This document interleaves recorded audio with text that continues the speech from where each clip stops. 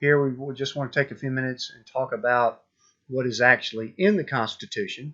Constitution being one of the most revered documents in human history that not that many people have actually read. Now, if you want to follow along with the website here that has the actual Constitution text, you can do that as well. You should have at least read the Constitution by now, according to the syllabus. So now we're going to go over it in a little bit more detail. Well, Article 1 is talking about the legislative branch, which talks about the powers of Congress, requirements for representatives, and things like that. Section 2, for example, talks about, as far as age requirements, citizenship requirements for being a member of the House of Representatives. The Senate, they also talk about one representative per of each districts there. We'll talk about that more later on. They also talk about in Section 2 and Section 3, House has the power to impeach the president, which means they have the power to file the charges or serve the indictment, so to speak. And then the trial for the impeachment would be held in the Senate. It's talked about in Section 3. Now, if you go to Section 4, this is an important delegation that the federal government is giving to the states. Remember, we talked about one of the motivations for the Constitutional Convention was to have a stronger central government, but they also kept it a federal system where they would have the state governments operating separately from the federal government. So this is something that the federal government, according to the Constitution, has delegated down to the states, and that's for holding elections. The time, places, manner of holding elections for the senators and representatives will be prescribed in each state of the legislature thereof. So therefore, every state has got its own setup. There's a lot of commonalities, of course. There's also the requirement that one representative will be elected per each district. We'll talk about how the states are divided up into districts in more detail later on. We've also talked about how each state will elect 2 senators.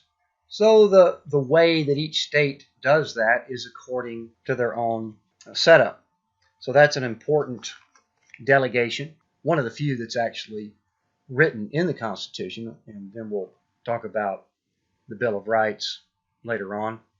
Jumping ahead to Section 7, this is where they talk about when the president is given a bill, and if the president refuses to sign that bill, the Congress can override that veto with a 2/3 vote in both houses, which is pretty hard to do in today's polarized climate. It's very difficult to get 2/3 of congressmen to agree on anything.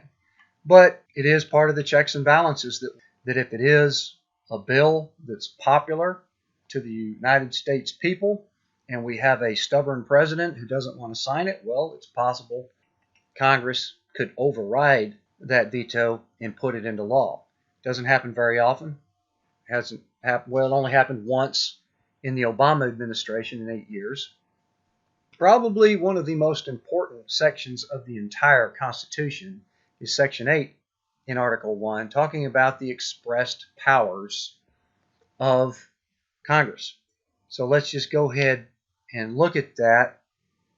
Section 8, Congress have the power to lay and collect taxes, duties, imposts, excises, pay the debts, provide for the common defense and general welfare of the United States. That's called the General Welfare Clause.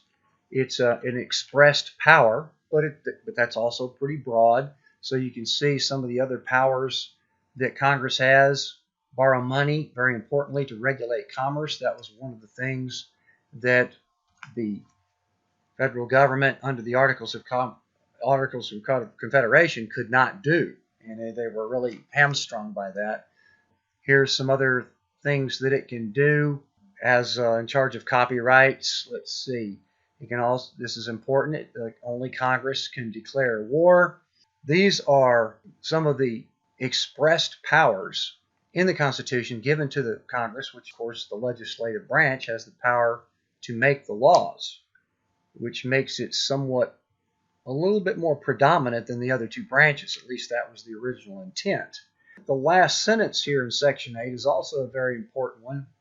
To make all laws which are necessary and proper for carrying into execution. And this is what's called the necessary and proper clause, which is an implied power to make all laws which shall be necessary and proper. So those are very important part of Article 1, talking about the legislative branch, Congress. Now, the Constitution does not guarantee very many individual rights, and that's one of the reasons why the Bill of Rights was promised to be added immediately. A couple of the things that the Constitution does grant or guarantee is what we call the right of habeas corpus, which you have probably heard. That literally translates from Latin as to have the body, provide the body, which means that people are given the right to go through the due process. If they're arrested, they have to be brought before a court and faced with what they're charged with. You can't just throw somebody into a dungeon and forget about them. That's a very important right. Another one is the ex post facto law, which simply means that you can't pass a law after the fact.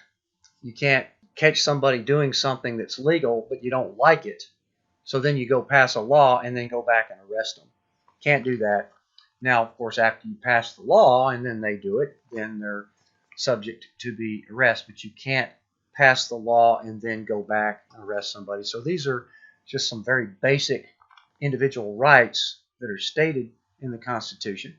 In Section 10, about one of the biggest threats to our new country there under the Articles of Confederation is that the states were kind of looking at perhaps dealing with other countries on their own. And that could have been a death blow to the United States if for example, if Virginia had aligned with France and New York had aligned with England, just for example, yes, there could have been some serious conflict immediately between the states if that had occurred.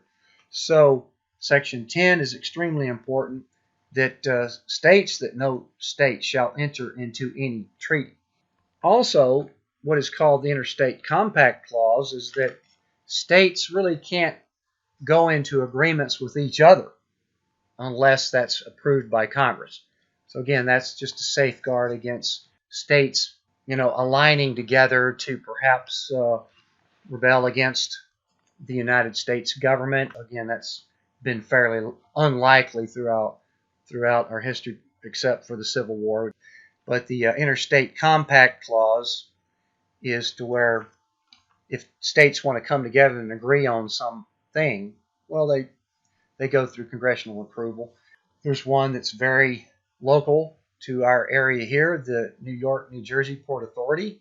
That's an interstate compact where they have come together and created this authority that handles the bridge and tunnel traffic. When states are sharing rivers, for example, the states may have to come together and agree that they're going to get quality water. For example, a downstream state of the Colorado River, if the upstream state uses it all up and just leaves a trickle of sludge coming down to your state, well, that's not going to do. So the states will come together and have an agreement to make sure that enough quality water is remaining in the river as it goes downstream to the other states. Now, Article 2 is outlining the requirements and the powers of the executive branch, which is led by the president. He's called the chief executive. He is the boss of the executive branch, which implements or executes the laws that are given to it by Congress. Part of that separation of powers.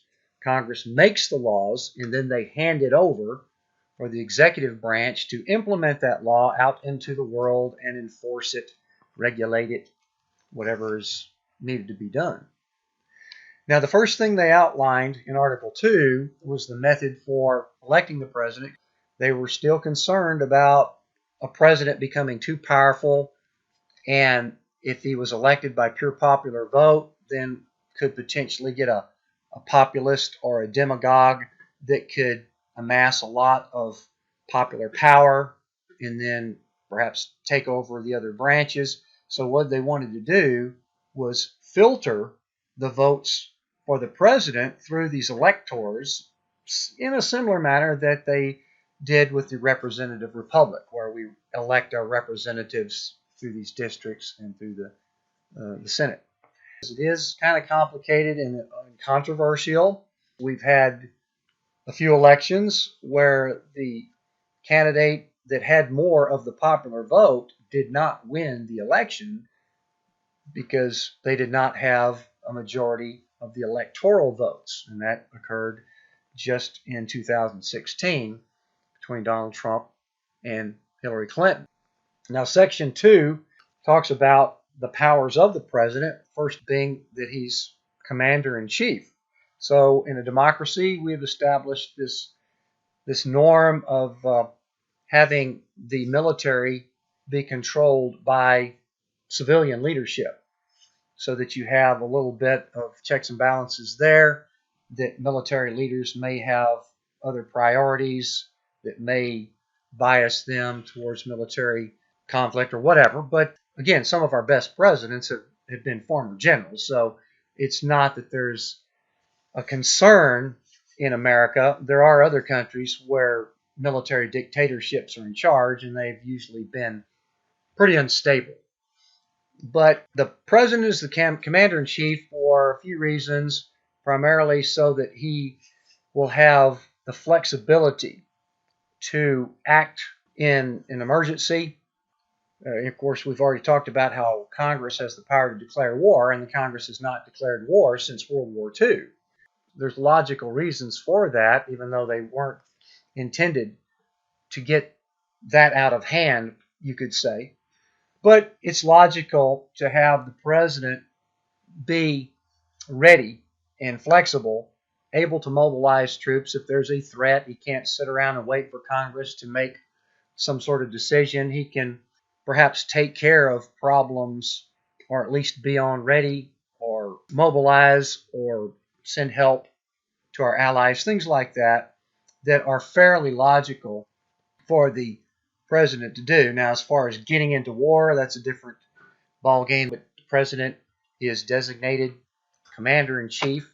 Constitution implies very strongly that the president is in charge of foreign policy. He is the face of the nation. He's the one that is going to be making the treaties with other countries. Obviously, he sends his delegates to iron out the details, but the president is the one that is tasked with making that treaty. Now, then it has to get approved by the Senate with a 2/3 vote.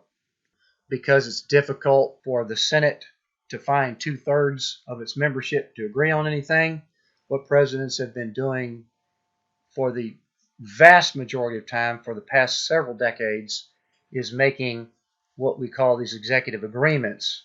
Those things are part of what's given the United States president more power than perhaps what was intended by the framers when they wrote this. So the president has picked up more power than what may have been intended. Also has the power to appoint ambassadors, federal judges, all the heads of the departments in the executive branch. So that's a lot of people. A new president coming in, particularly with a new party, will probably appoint at least 1,000 department heads and judges and ambassadors during the course of his first term. Of course, these also have to be approved by the Senate just by a majority vote.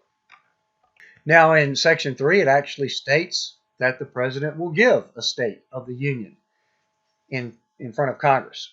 That's typically at the beginning of each new session, but the president typically does that at the first of every year, even though Congress has a new session every 2 years. House of Representatives are up for election every 2 years, and the senators are up for election every 6 years, but they are staggered so that 1/3 of the Senate is up for re-election every 2 years. So that means we have a brand new Congress every 2 years.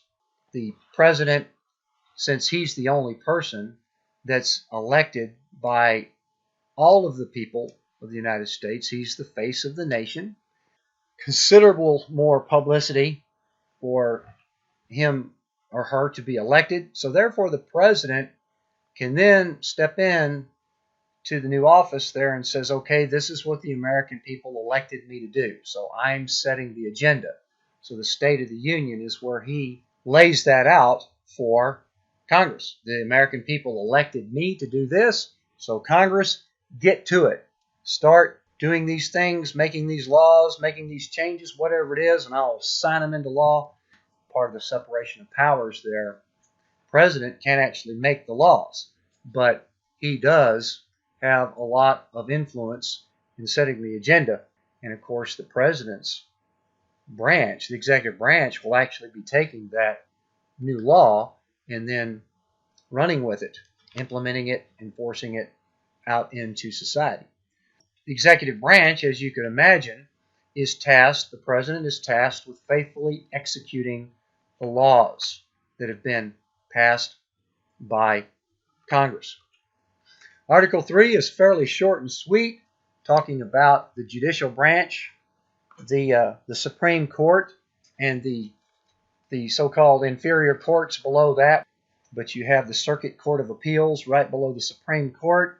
There's 13 of those spread out all over the country. And then the district courts, which there's about 94 of federal district courts that are spread out all over the United States. That's the federal judicial branch. Literally, the federal court system was to be set up by Congress. And that's one of the very first things that the new Congress did in 1789 was the Judiciary Act, which set up the original Supreme Court, the original circuit courts, the original district courts, and it's evolved since then through numerous other acts of Congress.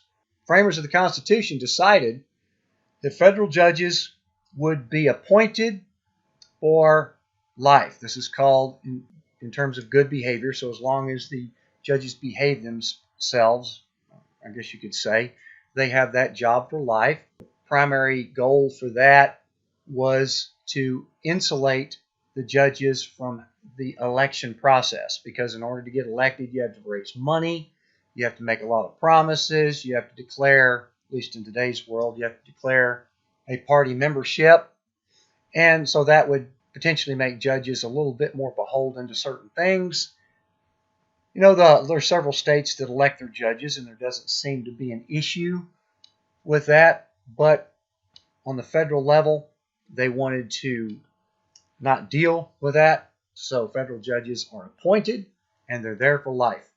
Article 3 talks about the federal courts have jurisdiction on anything that deals with the Constitution, federal laws, and treaties. And another very important delegation in Article 3, the trial of all crimes shall be by jury, and such trial shall be held in the state where the crimes have been committed. One of the reasons why the overwhelming majority of trials in America are held in state courts where that crime is committed. So that is another very important delegation down to the states where trials for crimes will be held in the state court system. That's why there's a variation between states. There's lots of commonalities, but there are variations between states. But each state has its own separate responsibility to handle the crimes that are committed in that state. So that's a very important aspect of our federal system. Article 4 is the unity article, where they wanted to make sure that all the states were together on the same page. The full faith and credit clause and privileges and immunities clause simply means that if there are important acts, documents, proceedings that are granted to someone in one state, that the other states are obligated to acknowledge those.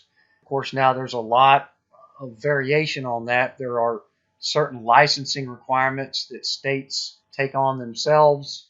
For example, if I wanted to be a licensed professional engineer, since I used to be an engineer and I'm still licensed in Texas, well, if I wanted to practice engineering in New Jersey, I would actually have to get licensed in New Jersey. I could not be an official engineer that would be able to sign and seal my own drawings in New Jersey unless I was registered in New Jersey. And there's lots of professions that kind of work like that. So there's clearly some exceptions to this, but same-sex marriage issue also somewhat dealing with this, that if a state recognized a gay couple to be married in their state, you could perhaps argue that another state would have to recognize them being married, but many states did not. Now, the big hiccup on that, of course, was that the federal government did not acknowledge gay marriage. So that had to be addressed first. And then once they struck down the federal recognition of marriage being between a man and a woman, then that opened the door to legalizing same-sex marriage nationwide. Extradition, which means that criminals that flee from one state to the next have to be brought back to the state where that crime was committed. So that's in the Constitution, that states are required to do that. There is one small exception, that if that fugitive commits a crime in that new state, well, that new state could say, well, wait a minute, we're going to try this person first, and then after we try this person, then you can have him. So there are certain things, technicalities there. This particular article also referred to slaves. Now, even though the word slaves or slavery was never mentioned once in the Constitution, it was alluded to a couple of times, particularly when they mention people held in labor or service. And that part of that article there also required people held in service or labor to be brought back as well. Now, that, of course, was changed in the 13th Amendment. The Article 4 also talks about admission of new states, because that was somewhat of a controversy, but fairly simple process, how it's stated in the Constitution. But the Western territories gradually were able to become states, and this led to our expansion all the way to the West Coast of the United States being one of the biggest states in the world.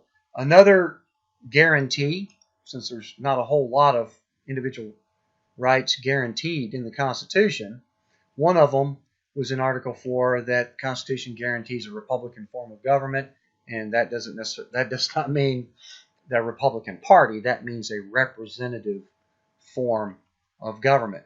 Article 5 is just simply the process for making amendments, and even though there's 4 different ways that you could actually amend the Constitution, only one way has been used, and that's 2/3 vote in both houses of Congress, and then it goes out, and then 3/4 of all the states' legislatures approve that. It's a very deliberative process. The framers intentionally wanted this to be difficult. They did not want the Constitution to be able to change easily or on a whim or on some populist idea. And since 1791, there's only been 17 amendments to the Constitution, but there's been several thousand attempts to change the Constitution. So this gives you an idea how difficult and deliberative that process is by intent. Article 6, very important supremacy clause to make it very clear that we are a United States and that the Constitution, federal laws, and treaties shall be the supreme law of the land. Now, as we'll talk about with the Bill of Rights, the federal government delegates a lot for the states to take care of. But if there's an issue and it goes up through the courts, the federal government will have final say. They also wanted to make all debts valid under Hamilton's original plan, wanted the the federal government to be a credible foundation of our economic system and that would pay its debts. As for ratification, that would just very short, briefly outlining that ratification conventions would be required for all the states. Approval of 9 states was required to put the Constitution into play, and it occurred relatively quickly as far as compared to today's times where years go by and nothing gets done. They submitted the Constitution in September of 1787, and 9 states ratified it by the following June of 1788. And then the first elections were held immediately thereafter. It happened pretty quick, and you could certainly argue that if it had not have happened, the United States might not be here today. It was very important for them to get all the United States united and on the same page as far as the foundation of the rule of law was concerned. Here is just a table that outlines some of the things that we've just talked about.